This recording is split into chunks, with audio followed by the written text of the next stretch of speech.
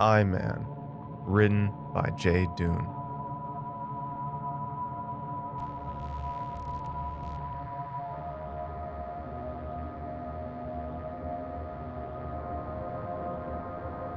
The original trilogy of Star Wars films has spawned one of the most dedicated and passionate fan bases of all time. And what sets this particular pack of nerds apart from the others is the borderline obsessive documenting and cataloging of every extra or background character who appears on screen. Every character, regardless of screen time or plot relevance, has earned themselves a name, a fictional backstory, and sometimes, if the design is visually intriguing enough, an action figure. But there's one character you won't find in a Wikipedia page, priced exorbitantly high in a collector's guide, or lurking in the background, and if you do, God help you. Eye Man. It's a name unfamiliar to even the most knowledgeable of Star Wars fans, but mention it to the small collective who are aware of Eye Man's non-existence, and watch as their faces light up with a unique mixture of passion, wariness, and fear. Each account is as personal as the next, but every one of them is laced with a bitter sense of self-doubt, delivered with the cadence of a wizened storyteller telling a story for the 1000th time. Eye Man is the name given to a background character who supposedly appeared in the original theatrical cut of the 1983 film Return of the Jedi. His design is consistent, a large, muscle-bound Cyclops covered in hair and a burlap sack. Compared to other extras in the Jabba's palace sequence, Eye Man is uncharacteristically simple. He's not a puppet or an elaborate animatronic, nor does he support the colorful and imaginative design motifs of the other palace denizens. By all means, Eye Man is out of place, and rightfully so, because Eye Man does not exist. Every Eye Man account starts out the same. A young boy, between the ages of 5 and 9, watches Return of the Jedi in theaters after months of anticipation. They enjoy the film, but become particularly vested in the various aliens and creatures inhabiting Jabba's palace, specifically the Cyclops. The roles that Eye Man supposedly fills in the film vary between accounts, but only add to the intrigue of this mythology. Some claim he only stood in the background alongside other extras, with brief focus shots like the ones given to other extras. Others remember a scene where Eye Man accosts protocol droid C-3PO, who is acting as Jabba the Hutt's translator.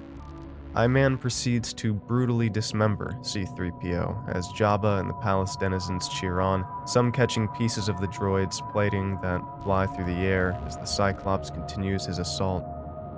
The alien takes time to chew on the droid's wires before unceremoniously ripping C-3PO's head off with his mouth and swallowing.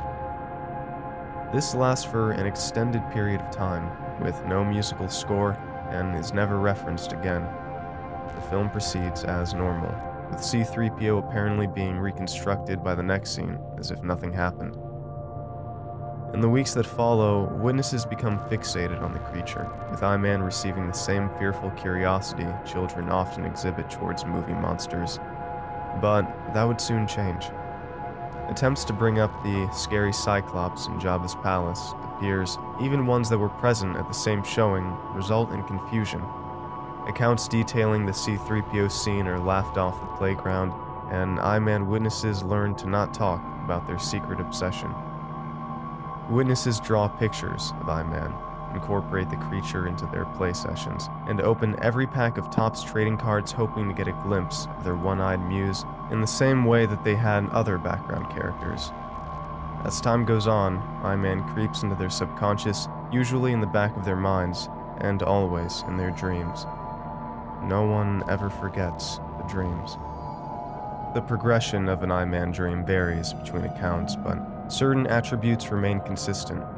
They take place in a dark and seemingly infinite location, like a forest or a basement. There is a nauseating sense of fear and dread. Other children are present. Simple actions like walking or running become near impossible, limbs feeling like they're tied to cinder blocks.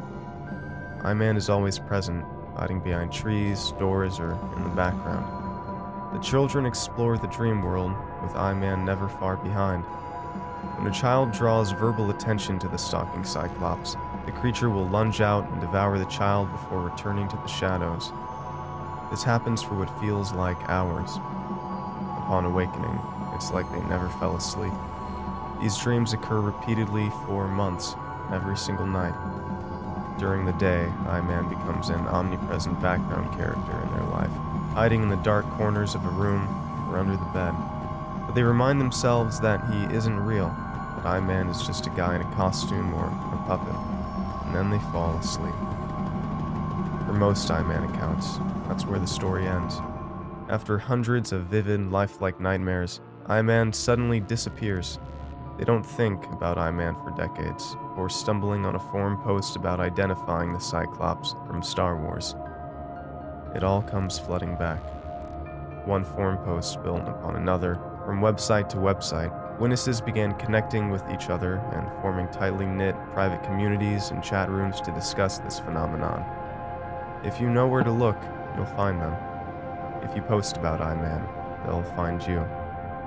No consensus has ever been reached through these discussions, nor any evidence of Eye Man's existence found.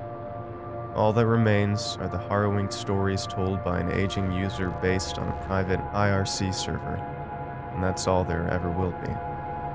When it comes to Eye Man, closure is not an option. But I was never satisfied with that. My story is different, and for the first time, I will tell it. Where I branch off from other witnesses is that I saw something tangible. My history with Eye Man is, as far as I could tell, entirely unique to myself. I never saw Jedi in theaters. I saw it on Laserdisc in 1986, and I can assure you there was no Eye Man. Now, for context, Star Wars was well on its way out in 1986. People had moved on, kids especially, and the thought of any new content seemed like a pipe dream. This, however, was great news for me, because that meant all of the toys were on deep discount. Every Saturday, I'd go to the toy store and pick 2 figures from the giant bin of unsold Star Wars toys. This worked out conveniently well for both me and my notoriously cheap parents. Regardless, I was happy. But one Saturday, as I sifted around the bin like usual, examining the card backs and trying to decide whether I needed another Stormtrooper, something caught my eye. It was a figure I'd never seen before, and I was pretty certain I had seen them all. You've probably guessed it by now. It was Eye Man, staring at me in his 3.75-inch glory. Now, as any avid Star Wars collector will tell you, an action figure of a random, no-name background character is a pretty common occurrence, so seeing a character I wasn't particularly familiar with wasn't anything new. For every Luke Skywalker, there was a squid head or a walrus man. But this figure was different. He unnerved me.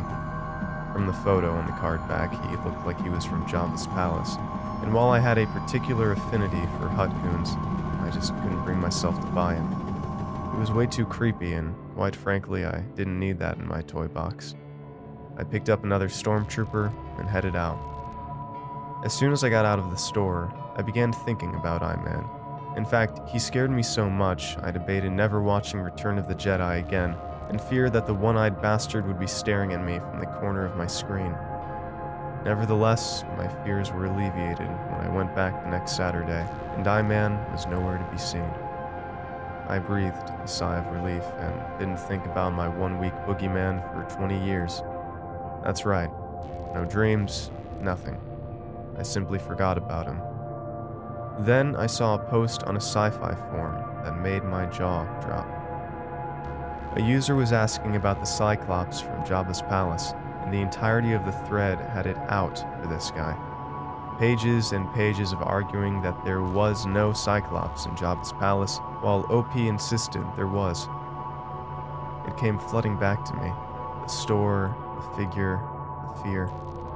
I jumped in and vehemently defended OP, flashing my nerd cred by mentioning that the Cyclops was named Eye Man, and Kenner made him into a toy during the final years of the line. Another user blatantly told me I was wrong, and obviously confusing Pruneface for this non-existent Eye Man character. I told him they were wrong, but when multiple users began telling me this figure didn't exist, I decided to do my own research.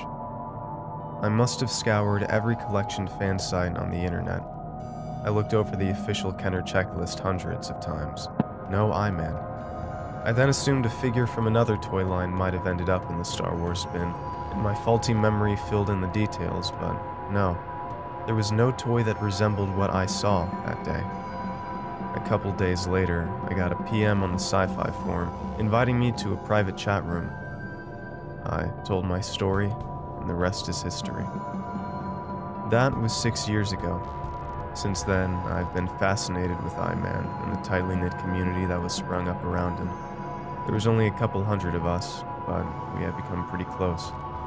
Eye Man, being an exhausted topic, became less and less of a focus over time, sans the indoctrination of a new member to our little clan. We got to know each other, talking about our lives, our families, hobbies, whatever. We were friends, and as cliched as it sounds, the Eye Man community was like a second family. All of us were nerds in one way or another, so it shouldn't come as a surprise that even Eye Man himself was given an irony-tinged lining as time went on. The embodiment of childhood fear and uncertainty that hung over our heads like a one-eyed Damocles turned into little more than a calling card, his presence immortalized on #Where'sEyeMan coffee mugs and t-shirts. I even received a custom Eye Man action figure, who looked as terrifying as I remembered him. The next step for any community like this would logically be a meetup. That's right, the Eye Man fandom decided that we would get together at one of the larger Star Wars conventions. I was ecstatic. It was only a 2-hour drive, and I would finally get the chance to meet the people I had been talking to for the better half of a decade. I got to the convention and immediately began searching for the hall that we rented out. A large sign saying, "2 eyes only, please," was stationed out front. I entered, expecting the same lighthearted atmosphere and banter from the chat room to carry over. But I was dead wrong. Nothing could prepare me for how quiet the room was. Around 40 people, simply staring at each other. Some were aimlessly pacing, and others engaged in hushed conversation from a corner. I found our organizer and asked what was happening. What he told me felt like a punch to the gut from Eye Man himself. A few people recognized each other. Forest, basement, convention hall.